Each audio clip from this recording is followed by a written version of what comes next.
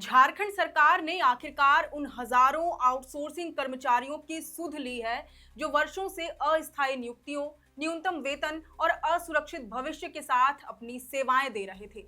Outsourcing पर नियुक्त होने वाले कर्मचारियों के जॉब सिक्योरिटी को लेकर कुछ अहम निर्णय लिए गए हैं। अब आउटसोर्सिंग कंपनियों के जरिए बहाल होने वाले कर्मियों को आरक्षण से लेकर सालाना सैलरी इंक्रीमेंट और यहां तक कि एक्सीडेंटल ग्रुप इंश्योरेंस का भी लाभ मिलेगा। दरअसल बीते कल 22 मई को मुख्यमंत्री हेमंत सोरेन की अध्यक्षता में कैबिनेट की बैठक हुई, जहां पर कुल 10 प्रस्तावों पर मुहर लगी। इस बैठक में जो सबसे अहम निर्णय था वह आउटसोर्सिंग कंपनियों के कर्मचारियों से जुड़ा हुआ था। इस बैठक में कैबिनेट ने बाहरी एजेंसियों के माध्यम से बहाल होने वाले कर्मियों को भी आरक्षण देने का फैसला किया है।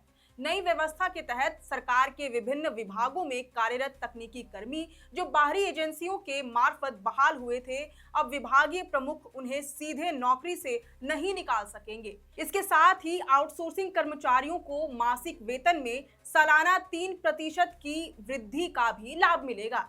ऐसे कर्मियों को दुर्घटना की स्थिति में ग्रुप एक्सीडेंट बीमा का लाभ मिल सकेगा। इसके लिए बनी नियमावली को कैबिनेट की बैठक में स्वीकृति प्रदान कर दी गई है। इस बारे में जानकारी देते हुए कैबिनेट सचिव वंदना दादेल ने कहा कि वर्तमान में विभिन्न विभागों द्वारा आउटसोर्स पर computer operator, data entry operator समेत तकनीकी कर्मियों की बहाली होती है। इसके लिए जैप आईटी द्वारा कंपनियां इम्पैनल्ड हैं। विस्तृत नीति नहीं थी। अब किस विभाग में कितने आउटसोर्स कर्मी बहाल होंगे, यह प्रशासकीय पदवर्ग समिति तय करेगी। विभागीय मंत्री और सचिव कितना अप्रूवल दे सकते हैं, यह भी बैठक में तय किया गया है। कैबिनेट सचिव ने बताया कि आउटसोर्सिंग कंपनियों के जरिए एक बार 5 सालों के लिए कर्मचारियों की बहाली होगी। इसके बाद फिर से टेंडर प्रक्रिया अपनाई जाएगी। मैन पावर रखने के लिए आरक्षण नीति का पालन होगा और 4 लाख रुपए का दुर्घटना बीमा भी होगा।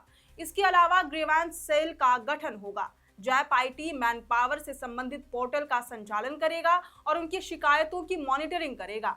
आपको बता दें कि आउटसोर्सिंग के मुद्दे पर सरकार को निर्णय लेने के लिए कांग्रेस विधायक दल के नेता सह पोड़ैयाहाट विधायक प्रदीप यादव ने बाध्य किया। उन्होंने हालिया विधानसभा के बजट सत्र में आउटसोर्सिंग कर्मचारियों के साथ हो रहे शोषण का मुद्दा प्रमुखता से उठाया, जिससे सदन में खूब हंगामा भी हुआ। उनका कहना था कि सचिवालय से लेकर जिला मुख्यालय और प्रखंड स्तर तक लिपिक, चतुर्थ वर्गीय कर्मचारी और सुरक्षा गार्ड समेत अन्य पदों पर बाहरी एजेंसियों के माध्यम से भर्तियां की जा रही हैं। इसके एवज में युवाओं से मोटी रकम वसूली जाती है और उनके मानदेय में कटौती की जाती है। उन्होंने सरकार पर आरोप लगाते हुए कहा कि सरकार ने 13 एजेंसियों को चयनित किया है, जिनमें से 6 एजेंसियां बाहर की हैं, जैसे भुवनेश्वर, मुंबई, बैंगलोर और पटना की कंपनियां शामिल हैं। झारखंड के युवाओं को रोजगार देने के बजाय बाहरी एजेंसियों को प्राथमिकता दी जा रही है, जो उनके मानदेय का एक बड़ा हिस्सा डकार रही हैं। सचिवालय से लेकर जिला मुख्यालय, प्रखंड मुख्यालय तक, चाहे लिपिकी संवर्ग के हों, चाहे चतुर्थ वर्ग संवर्ग के हों, कनी कर्मचारी हों, सुरक्षा गार्ड हों, आज बाय एजेंसियों से काम हो रहा है। और यह भी आम बात है कि चयन, सुटेबल पर्सन के चयन में मोटी रकम वसूली जाती है उन एजेंसियों के माध्यम से।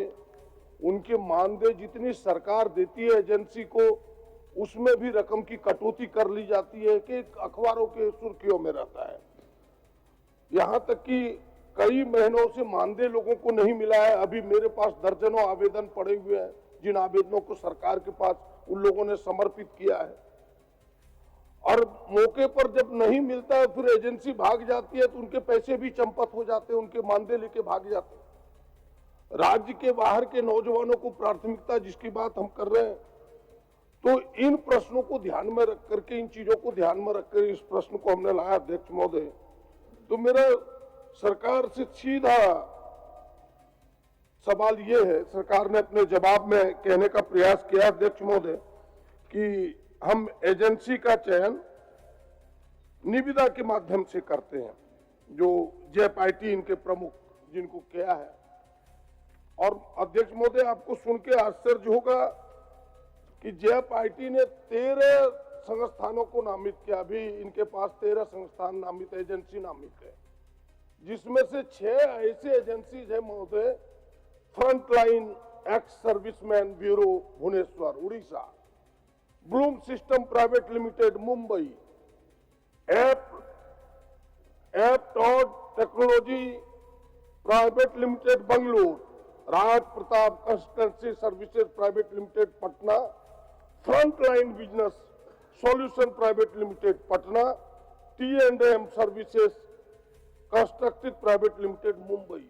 बड़ी बड़ी कंपनियां इसमें आई है और ये कंपनियां हमारे नौजवानों को शपथ कर रही है, उनके मानदेय को निगल रही है। अध्यक्ष महोदय, तो मैं सरकार से सीधा प्रश्न जानना चाहता हूं कि क्या सरकार यह जो एजेंसियां पैसों के हिस्सों को ले रही है, उनके मानदेय को ले रही है, सरकार के पास ऐसी कोई सूचना है? क्योंकि सरकार ने खुद कही है कि भाई हमारे पास समय समय पर जब शिकायतें आती है तो हम जांच करा के आवश्यक कार्रवाई करते हैं।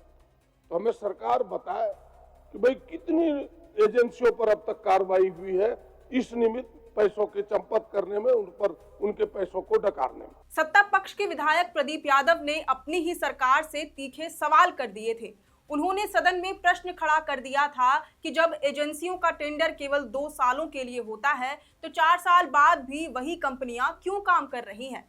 इसके साथ ही उन्होंने मांग की कि सरकार सभी जिलों के उपायुक्तों से रिपोर्ट मंगवाए कि किन कर्मचारियों को सैलरी मिली है और किन्हें नहीं। प्रदीप यादव ने सरकार से आग्रह किया कि वह जिला स्तर पर टेंडर जारी करे ताकि झारखंड की स्थानीय एजेंसियां भी भाग ले सकें और बड़े शहरों की कंपनियों का एकाधिकार खत्म हो।